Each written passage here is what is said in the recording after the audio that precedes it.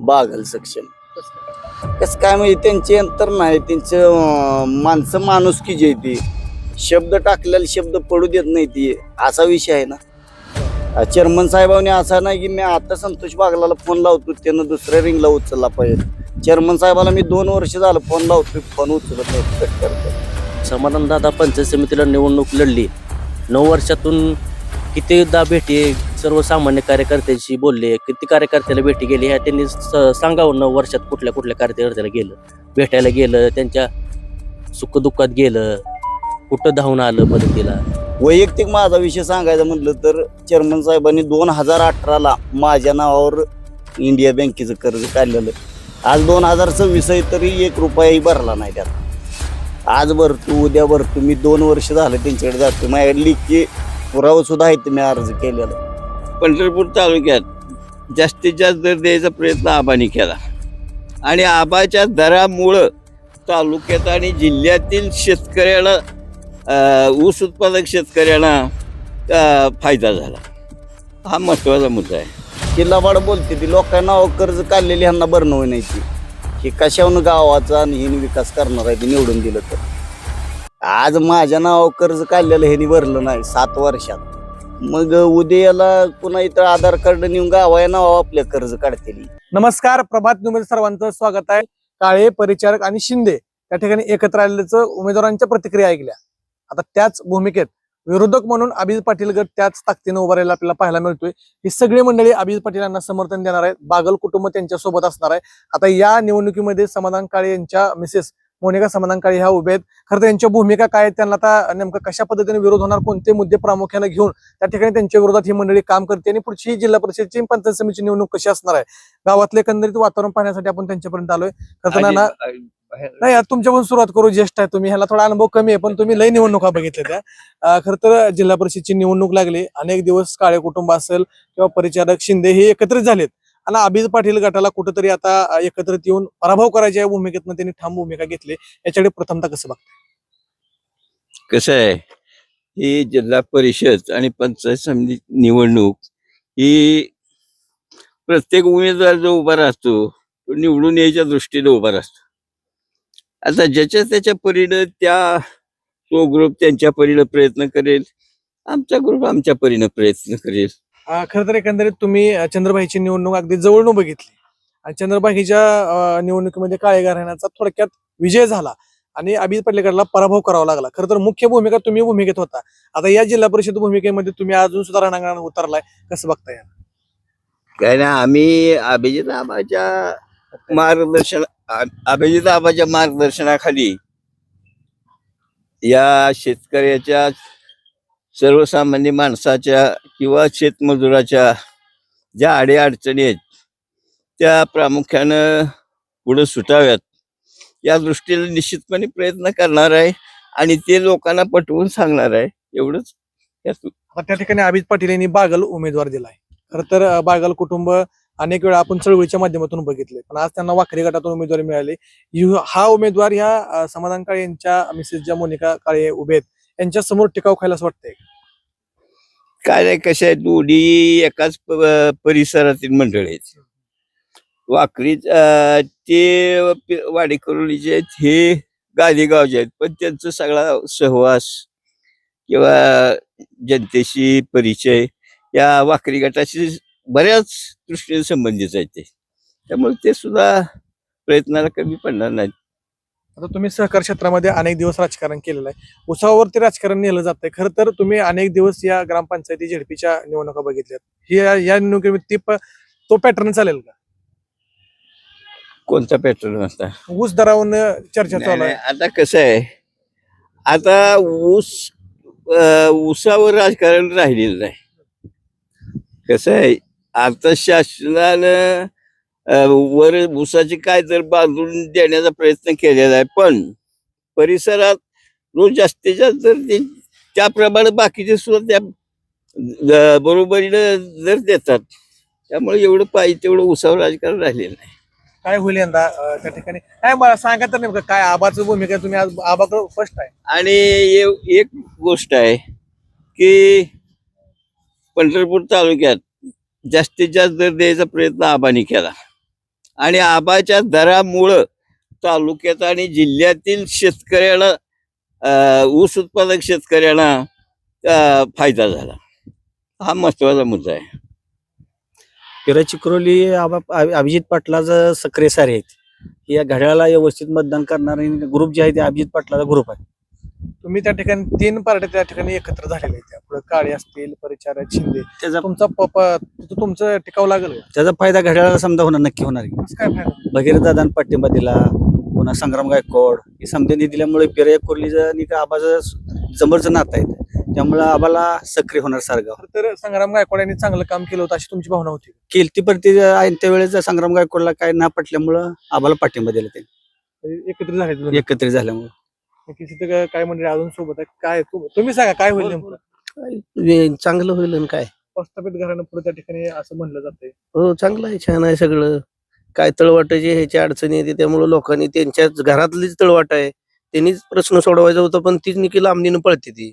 Sir त्यांच्या घरातलाच शेतकरी आहे आणि जवळजवळ 25 ते 30 फुटाचा रुंदी असताना 6 फूट रुंदी राहिलाय. जनतेला याय जाण्यासाठी आम्ही आमचा विरोध म्हणजे त्यासाठी आहे. रस्ता नाही, लोकांना घरातून बाहेर निघा येईना. जवळ 200-200 माणसांचा उंबरा आहे वर. त्या लोकांना पालखी मार्गावरनं इथे यात्रा काढायला लागते. मधनं रस्ता सरकारी असताना ह्याची दखल घ्यावं दोन्हीने. आम्ही बागलला म्हणतो यांना म्हणतो आणि ज्यांनी दखल घेतली त्याच्या पाठीमागे आम्ही आहे. काल त्यांनी आम्ही म्हणल्यासहित एक 60 खेपा टाकल्या. आम्हाला याय जायला रस्ता झाला. आम्ही निर्णय घेतला की यांनी चांगलं काम केलं, यांच्या पाठीशी आपण राहायचं. नक्कीच त्या ठिकाणी अजून तरुण मंडळी आहे काय सांगाल? एकंदरीत ही निवडणूक अतिशय वेगळ्या टप्प्यात दारावने नेली जाते, उमेदवारांनी नेली जाते. एकंदरीत ही सगळं चालू असताना आज तुम्ही तरुण म्हणून कसं बघताय निवडणूक? तरुण म्हणून काय कामच नाही चेअरमनचं आमचं. म्हणजे माझा वैयक्तिक विषय तर चेअरमन साहेबाचं असू द्या, समाधान दादा असू द्या, त्यांचं काय काम आहे गावात. ह्याच्या मागंदी त्यांची पार्टी होतीच. एक मुतारी सुद्धा बांधणं झाली नाही त्यांना. कुठं ग्रामपंचायत होती, समध्या गोष्टी होत्या. काय करणं झालं त्यांना. वैयक्तिक माझा विषय सांगायचा म्हटलं तर चेअरमन साहेबांनी 2018ला माझ्या नावावर इंडिया बँकेचं कर्ज काढलेलं. आज 2026 आहे तरी 1 रुपयाही भरला नाही त्यातला. आज भरतो, उद्या भरतो. मी 2 वर्ष झालं त्यांच्याकडे जातोय. माझ्याकडे लिखी पुरावा सुद्धा आहेत, मी अर्ज केलेला. अजून पैसेच भरले नाहीत त्यांनी. बरं, म्हणजे नेमका हा एवढा प्रकार तुम्ही जसं म्हणता की आज वर्ष 19ला काढलं होतं, 18ला 18ला ते 7 वर्ष झाली. 7 वर्षात तुमची त्यांची समोरासमोर कधी बोलणं झालं नाही? समोरासमोर फोन लावला तर फोन उचलत नाही. तर समोरासमोर समोरासमोर गेल्यावर त्यांचे नेते मंडळी पुढे जाऊ देत नाही, ती भांडण करते ती. असा विषय वाढत जातो. आता असं वाटतं का इकडं सत्तांतर केल्यानंतर त्यांना फरक पडेल? सत्तांतर म्हणजे काय फरक पडायला काय विषय? फरक 100%च आहे. फरकचा विषयच नाही. ही लबाड बोलते ती. लोकांना कर्ज काढलेली ह्यांना भरणं नाही. ती हे कशावरून गावाचा आणि हिने विकास करणार आहे ती निवडून दिलं तर. आज माझ्या नावावर कर्ज काढलेलं ह्यानी भरलं नाही 7 वर्षात. मग उद्याला पुन्हा इथं आधार कार्ड नेऊन गावाच्या नावावर आपल्या कर्ज काढतील. ही त्या मापाची आहे ती माणसं. का तर 7 वर्षात माझं भरलं नाही. तुम्ही उद्या जावा, उद्या बघा कर्ज आहे असं. एकंदरीत सगळं हे बघत असताना हे झाला कर्जाचा विषय. परत ऊस दरावर तुमचं राजकारण तुम्ही सांगताय. एका ठिकाणी 3,500 दर देतो म्हणला पण दिला नाही, पण आता देतो म्हणताय. आणि एका ठिकाणी चंद्रभागेला आज जिल्ह्यातला 1 नंबरचा दर दिलाय. कसं बघताय? आज जिल्ह्यातला 1 नंबर दर दिलाय. ह्याच्या पाठीमाग 2018 पासूनच बघा दर किती दिला, किती महिन्यानं बिल दिली. पट्टा पडल्यावर 8 महिन्यानं, दिवाळीत बिल, कारखाना चालू व्हायच्या पुढं, ऊस मार्च मध्ये गेलेला बिल कारखाना चालू व्हायच्या पुढं किंवा कारखाना चालू करून बी दिली पाठीमागली बिल. म्हणजे आता चालूला लय दर दिला आणि 50 रुपये ज्यादा दिले म्हणून त्याला माणसं भावनिक होत नाही. ते आता महागलं आमचं पैसे ठेवून राहणं घेऊन ये जा आम्हाला देत. आता 50 रुपयाने ज्यादा देऊन काय उपयोग? तर आता जर उमेदवार जर बघायला गेलं तर त्या ठिकाणी समाधान काळे यांची मिसेस त्या ठिकाणी उभी आहे आणि एका ठिकाणी बागल कुटुंब उभं आहे. सक्षम उमेदवार म्हणून कोण वाटतं? बागल सक्षम. कसं काय म्हणजे त्यांचे अंतर नाही. त्यांचं माणसं माणुसकी जी ती शब्द टाकलेला शब्द पडू देत नाही ती. असा विषय आहे ना. चेअरमन साहेबांनी असा नाही की मी आता संतोष बागलाला फोन लावतो त्यानं दुसऱ्या रिंगला उचलला पाहिजे. चेअरमन साहेबाला मी 2 वर्ष झालं फोन लावतोय, फोन उचलत नाही, कट करतात. नॉट रिचेबल एकीकडे आणि रिचेबल एकीकडे. विषय ही लय महत्वाचा. आता इकडे बाहेर घ्या. घेतोया त्या ठिकाणी गावचे जसं की त्या पार्टीतल्या आपण सरपंचाची भूमिका बघितली. आज या गावचे डेप्युटी आहेत रणजित लामकाने. खरं तर कसं बघताय एकीकडे सरपंच एकीकडे साईडला आहे आता डेप्युटी तुम्ही एका साईडला आबाच्या पार्टीकडून लढताय. ही भूमिका म्हणजे तुमची गावकरी म्हणून अभिजित पाटलांच्या भूमिका कशी असतात? गेले 10-15 वर्षापासून कायमच माझी अशी भूमिका राहत आली की जिकडे जनता त्याच्याबरोबर राहण्याचा माझा प्रयत्न असतो. आता बघा गेलं तर सगळे गट पार्टी 4 गट एका बाजूला आहेत, पण सर्वसामान्य शेतकरी वर्ग जो आहे तो अभिजित आबा बरोबर आहे. आणि जिकडं लोक त्याबरोबर राहण्याचा माझा पहिल्यापासूनच कल असतो. आणि राहिलं कमळ, तर कमळाला आमचा वैयक्तिक समाधान दादा किंवा त्यांना विरोध नाही. आमचा विरोध हा कमळाला आहे. आमच्या शेतकरी वर्ग हा कमळाला कधीच ग्रामीण भागातला स्वीकारत नाही. आणि हे आम्ही म्हणत नाही तर तुम्ही पंढरपूर नगरपालिकेला सुद्धा बघितलं असेल, जो निमशेरी पंढरपूर हा निमशेरी भाग ओळखला जातो, पण त्या भागात सुद्धा लोकांनी कमळाला स्वीकारलं नाही. तीच पद्धत आपल्या महाराष्ट्रात किंवा ग्रामीण भागात होणार आहे. आणि दुसरा विषय राहिला ऊसाचं राजकारण हे आमचा गट तर आबाद तर करतच नाहीत, पण कोणच ऊसाचं आता राजकारण करू नये. कारण प्रत्येक कारखान्याने ज्याची 2,500ची क्षमता होती त्यांनी 5,000 केली, ज्याची 5,000 होती त्याने 7,500 केली. त्याच्यामुळं जो सीझन आपला पहिला 4 महिने 5 महिने चालत होता तो 4 महिन्यावर आला आणि 4 महिन्याचा आता 3 महिन्यावर आला, म्हणजे 90 दिवसावर आला. त्यामुळं ऊसाची जर कोणी शेतकऱ्यासनी आमच्या सर्व शेतकऱ्यांनी ऊसाची जर भीती घालून ऊस नेणार नाही तर ते ऊसाचं राजकारणच राहिलं नाही. आता तुम्ही जर तुम्हाला ऊसच नाही दिला तर तुम्ही कारखाने कसे चालवले? आणि प्रत्येक कारखान्यानं गाळप क्षमता वाढवल्यामुळे त्यांना ऊसाची गरजच आहे. त्यामुळे ऊसाचं राजकारण किंवा मी त्याचा एखादा कारखानदार एखाद्या शेतकऱ्यांचा ऊस नेतो म्हणजे तो काही त्याच्यावर उपकार करत नाही. असं उपकाराची भाषा आमच्या शेतकऱ्याला कुणीही बोलू नये की आम्ही तुझा ऊस नेतोय तो आमच्या बरोबर आहे. आमच्या शेतकऱ्यांना कुणी कारखान्याने कुठल्या गुलाम तो त्यांचा नोकर किंवा गुलाम ह्या पद्धतीने न बघता त्याच्यामुळे आपण आहे, म्हणजे सर्वांसाठीच तो नेम लागू पडतो की शेतकरी आहेत म्हणून ते सगळे चेअरमन शेतकऱ्यांमुळे. त्यामुळे शेतकऱ्यांना असं तो ह्या पार्टीचा तो त्या पार्टीचा न म्हणता शेतकरी हाच राजा आहे आणि शेतकऱ्यांमुळेच तुम्ही सगळे चेअरमन लोक शेतकऱ्यांमुळे. त्यामुळे शेतकऱ्याला कोणी ग्रह धरू नये. जो चांगलं काम करेल, जो चांगला ऊसाला दर देईल, जो सर्वसामान्य लोकांमध्ये मिसळेल, जो कधी लोकांच्या सुखादुखात राहील, अशा लोकांबरोबर इथून पुढे लोक राहतील. लोक आता हुशार झालेत. आमची मागची पिढी साधी होती, एक जण म्हणले की त्याच्यामुळे सगळी जात होती, पण आज मोबाईल व्हॉट्सअप ह्याच्यामुळे सगळी नवीन पिढी ती हुशार झाली. आणि येणाऱ्या आता जिल्हा परिषदेमध्ये नक्कीच आम्ही प्रचंड चांगल्या मताने विजय येऊ सांगतो. खरं तर एका साईडला बघितलं की अजितदादांचा मृत्यू म्हणजे दुर्दैवी मृत्यू म्हणा लागेल त्याला झाला आणि आज तुम्ही कुठेही स्पीकर लावलेला दिसत नाही, कुठेही आतिषबाजी करताना दिसत नाही. एकंदरीत या गोष्टीचा आताच अभिजित पाटील हे घड्याळ्यांच्या सोबत आले, परंतु ज्यांनी कल्याणराव काळेंनी 3 वर्ष झालं घड्याळ्याची सोबत दिली आणि अचानक अभिजित पाटलांनी त्यांना एबी फॉर्म देण्यास नकार दिला किंवा त्यांचं काय अंतर्गत राजकारण झालं, या गोष्टीचा इम्पॅक्ट पडेल का? नक्कीच. कारण ग्रामीण भाग हा अजितदादा आणि पवारसाहेबांवर प्रेम करणार आहे. ह्या 4 दिवसापूर्वी जी घटना झाली त्याचा नक्कीच म्हणजे फरक पडेल.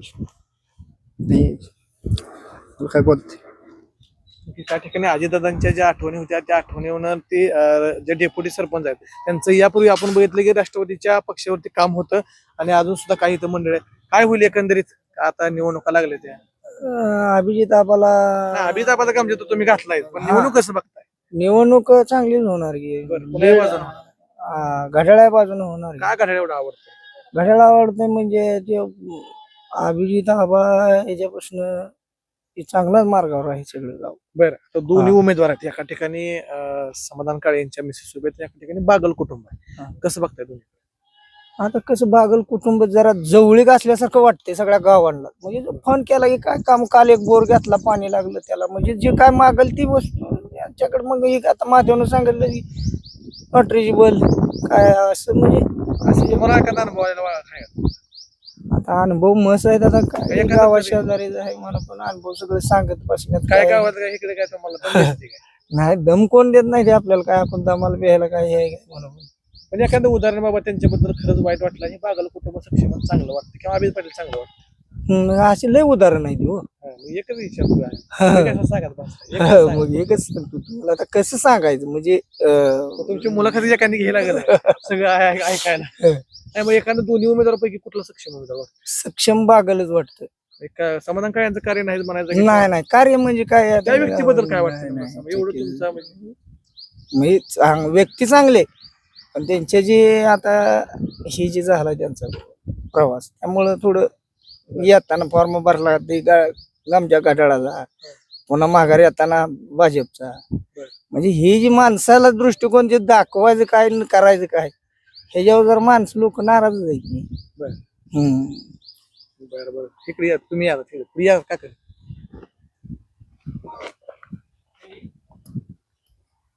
एकंदरीत सगळे निवडणुका तुम्ही बघताय, थोडं आण ना थोडं साईड. एकंदरीत सगळ्या हे बघताय, निवडणुका बघताय, निवडणुका अनुषंग त्या ठिकाणी 3 पार्टी एकत्र झाल्या त्या आणि अभिज पाटलाला आता कुठेतरी एकट्याला लढावं लागणार आहे. त्यात कालच भगीरथदादांनी पाठिंबा दिला. म्हणजे खरं तर आम्ही आजपर्यंत तुम्हाला भगीरथदा सोबत काम करताना बघितलं, फायदा होईल असं वाटतंय? नक्कीच होणार. कारण जो विठ्ठल परिवार दुभगलेला म्हणत होता आजपर्यंत आपण शेतकरी वर्ग जी सभासद लोक आहेत त्या अनुषंगानं आज ती एका जागेला आल्यामुळं जी सभासद लोक आहेत त्यांचा खरंच आनंद गगनाला मातना असा होऊ शकतोय आणि होणारच.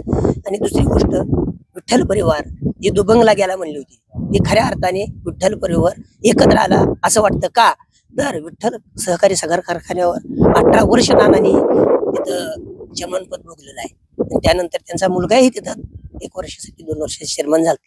पण काय काळाने काय ओघ आणि कुठं थोडं अडचणी येऊन ती दुरावली होती. ते आज अभिजित आबाच्या रूपाने तिथं चेअरमन झाला.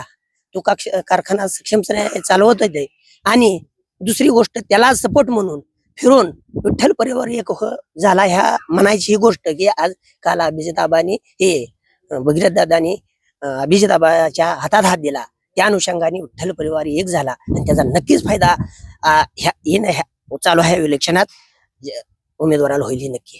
नक्कीच. अजून काही मंडळी येत आहेत. खर तर सरपंच जे माझे सरपंच होते या अगोदर कुलदीप पाटील यांच्याकडे आपण जाणार आहेत. कसं बघता ही निवडणूक एकंदरीत वेगळ्या टप्प्यावरून वेगळ्या टप्प्याकडे नेली जाते? तुम्ही ह्या सगळ्या सिस्टीम मध्ये असता, झडपी असेल, पंचायत असेल, एक खमका उमेदवार म्हणून तुम्हाला कोण वाटते? खमका उमेदवार म्हणून आम्ही बागल कुटुंबातील मयुरी संतोष बागल यांना पसंती दिलेली आहे. आमच्या विनंती आहे, आमची सगळ्या गावात 12 गाव आहेत एक जिल्हा परिषद गटात, त्या 12 गटात जिल्हा परिषदच्या गावामधून संतोष बागल यांच्या सुविधी पत्नी मयुरीताई यांना पसंती आहे. खर तर एकंदरीत हे बघत असताना अभिजित पाटीलच्या विरोधात असणारा काळे परिचारक आणि शिंदे गट एकत्र झालाय. तर या गटाकडून अशी हाक दिलेली जाते की आम्ही एकत्र येऊन अभिजित पाटीलांना वैयक्तिक जिथे जिथे त्यांच्या जागा त्या पाडल्या जातील, असं होऊ शकतं? आता 3 निवडणूक ही 4थी निवडणूक आहे अभिजित आबा पाटील यांची. विठ्ठल कारखाना असेल, चंद्रवाह कारखाना असेल व आमदारकी असेल. आता ही जिल्हा परिषद स्थानिक स्वराज्य संस्थेची निवडणूक आहे. ही निवडणूक ही तशी बघायला गेलं तर कार्यकर्ते निवडणूक आहे. नेत्यांनी कार्यकर्त्याला पाठबळ देण्यासाठी निवडणूक आहे. तरी कार्यकर्त्याला पाठबळ दे सोडून स्वतः नेतेच उभं राहिले तर त्यामुळं ही कार्यकर्त्यांना नसून निवडणूक ही नेत्यांनी निवडणूक स्वतः त्यांनी घेतली. त्यामुळं आम्हाला वाटतं की आम्हाला कार्यकर्त्याला निवडणूक लढवायसाठी आम्हाला सक्षम आमदार म्हणून अभिजित पाटील यांना पसंती आहे व त्यांच्या मार्गदर्शनाखाली आम्ही काम करत आहे. खरं तर एकंदरीत हे सगळं बघत असताना जसं तुम्ही आता सांगितलं की सक्षम उमेदवार म्हणजे एका साईडला प्रस्थापित घराण्यात तुमच्याकडून आरोप केला जातो की प्रस्थापित घराण्यात उमेदवारी दिली, परंतु ते म्हणतात की स्वतःला मी कार्यकर्ता आहे. तुम्ही मला प्रस्थापित कसं म्हणता किंवा प्रस्थापित आहे तुमच्याकडून व्याख्या काय? प्रस्थापित म्हणजे आता कल्याणराव काळे असतील, समानंद दादा असतील, स्वर्गीय वसंतदादा असतील, हे तालुक्यातील नेतेच म्हणून गणतात ना. कार्यकर्ता म्हणून कोण गणतं ह्याची व्याख्या त्यांनीच सांगावी. मग कार्यकर्ता त्यांनीच सांगावी कुणाला म्हणायचं, नेते कुणाला म्हणायचं आणि कार्यकर्ता कुणाला म्हणायचं. सर्वसामान्य कार्यकर्ता म्हणजे ज्या संघटनेत तुम्हाला पाठबळ देऊन मोठ्या पदावर बसतील ते कार्यकर्ते, आणि नेते म्हणजे तुम्ही आम्हाला एखादं पद दिलं तर आम्ही कार्यकर्त्याला मग आम्ही कार्यकर्ते, ते असे व्याख्या आहे त्याची. त्या ठिकाणी ह्या जसं तुम्ही आता म्हणला की कार्यकर्त्याची निवडणूक आहे, लोकांच्या मनामध्ये हा संभ्रम तयार आहे. नेमकं समाधानदादांच्या घरच्यांना डावलून बरं त्यांना स्वीकारतील असं वाटतंय? 100%. त्याचं काय एकंदरीत तुम्हाला एखादं उदाहरण असं वाटतं की बाबा जे बोलते ते आणि जे काम करते ते ह्याच्यातच आहे. आजपर्यंत समाधानदादा पंचायत समितीला निवडणूक लढली, 9 वर्षातून कितीदा भेटी सर्वसामान्य कार्यकर्त्यांशी बोलले, किती कार्यकर्त्याला भेटी गेली ह्या त्यांनी सांगावं. 9 वर्षात कुठल्या कुठल्या कार्यकर्त्याला गेलं, भेटायला गेलं, त्यांच्या सुखदुःखात गेलं, कुठं धावून आलं मदतीला.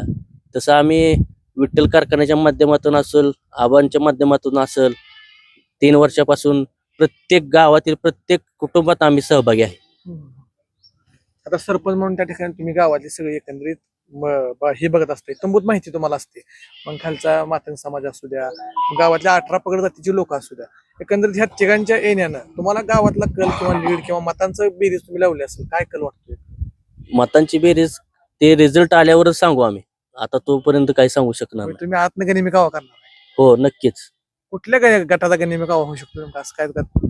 छत्रपती शिवाजी महाराजांनी जसं युद्धात सांगितलंय त्याप्रमाणेच आम्ही रणनीती आखूनच गावातून विजयाची घोडदौड चालू करू. सर थोडं पुढे या, खरं तर अनुभवी सर आहेत. अनेक या निवडणुकीपूर्वी आपण त्यांना विचारलं होतं की या निवडणुका कोणत्या पातळीवर घेऊन जाणार, तर आज प्रस्थापित तुमच्याकडून सारखा आरोप होतो की प्रस्थापित घराण्याला थांबवलं पाहिजे आणि कार्यकर्त्याला दिलं पाहिजे. एक शिक्षक म्हणून त्या ठिकाणी तुम्ही अनेक दिवस लोकांपर्यंत गेलाय. प्रस्थापित आणि कार्यकर्ता याचा थोडा फरक सांगा. नक्कीच प्रस्थापित म्हणजे काय, तर जे एखादं पद घेऊन नेतृत्व करतात आणि ते पद मिळाल्यानंतर त्यांनी वारंवार आपल्याच घरामध्ये इतर पद आणणं किंवा निवडणुका लढवणं, कार्यकर्त्यांचा विचार न करणं, एखाद्या कार्यकर्त्याला बळ देऊन तिथं एखाद्या निवडणुकीत न उतरवणं, हा फरक आहे प्रस्थापित आणि विस्थापित. खऱ्या अर्थानं प्रस्थापितांनी काय केलं पाहिजे, आपण एखादी निवडणूक जिंकल्यानंतर सर्वसामान्य कार्यकर्त्याचा विचार केला पाहिजे, परंतु तसं काय होताना दिसत नाही प्रस्थापिताकडून. उमेदवार त्यांच्याच घरात घेतली जाते असं? हा, बघा ना तुम्ही, कारखान्यामध्ये सुद्धा त्यांच्या घरातले 2-2, 3-3 उमेदवार होते. त्यानंतर स्वतः साहेब जिल्हा परिषदेला होते, पंचायत समितीला मागच्या वेळी समाधान दादांना उतरवलं, आता समाधान दादांनाच उतरवलं. मग कार्यकर्त्यांनी काय करायचं? कार्यकर्त्यांना खऱ्या अर्थानं न्यायच नाही ना. न्याय कसा भेटेल त्यांना? जर एखाद्या निवडणुकीला उतरवून त्यांना जर त्यांच्या हक्काला न्याय दिला तर कार्यकर्त्यांच्या बरोबर हे नेते आहेत असं म्हणावं लागेल.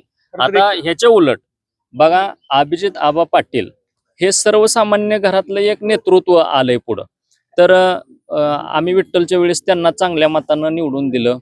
सर्वसामान्यांची जाण आहे, प्रश्नाची जाण आहे.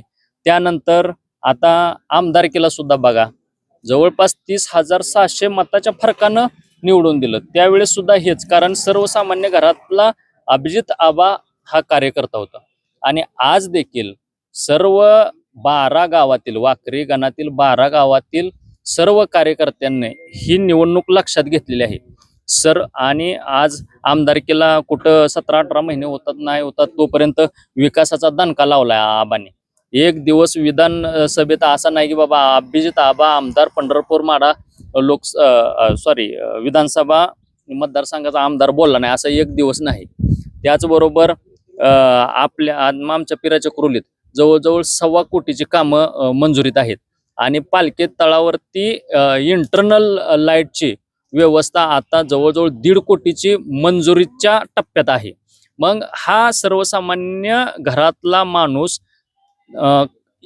अशा पद्धतीने काम करतो, म्हणजे त्याला सर्वसामान्य घरातल्या प्रश्नांची जाण आहे असं म्हणावं लागणार. खरं तर एकंदरीत हे सगळं बघत असताना प्रस्तावित आपण बघितला, तुम्ही आबांचं काम सांगितलं. आम्ही ज्यावेळेस रणजित शिंदे यांची मुलाखत घेतली त्या मुलाखतीमध्ये म्हणलं की अभिजित पाटलांनी एक पाटी सुद्धा विकासाची टाकलेला आहे, याकडे कसं बघताय? नाही, ते दहातान खोट आहे ना ते रणजित भाई यांचं वाक्य. कसं म्हणू शकतो? बरं, तुम्ही जास्त विकास केला असता तर माड्यातल्या जनतेनं तुम्हाला डावलंच नसतं ना. तुम्ही कुणाचा विकास करताय? जे जे पुढं करतात तेवढ्याच मंडळींचा तुम्ही विकास करताय ना. पाठीमागच्या सर्वसामान्य कार्यकर्त्यांचं काय आहे? ते सर्वसामान्य कार्यकर्त्याला कुठं बरोबर घेऊन आहेत?